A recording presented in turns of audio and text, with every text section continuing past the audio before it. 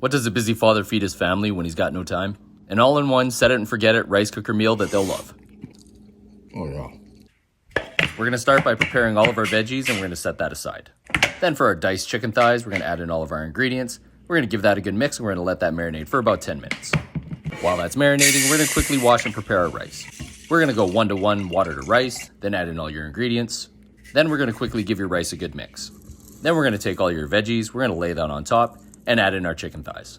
Then you're going to set your rice cooker to regular, just like you would if you were just making rice. And that's it. We finish this off with some sesame seeds, some green onions, and a little bit more of that sweet Thai chili sauce. Feels so weird not having a little man here. Hope he likes it when he gets home. Just you and me. Cheers. I hope you enjoyed, everyone. Recipes below.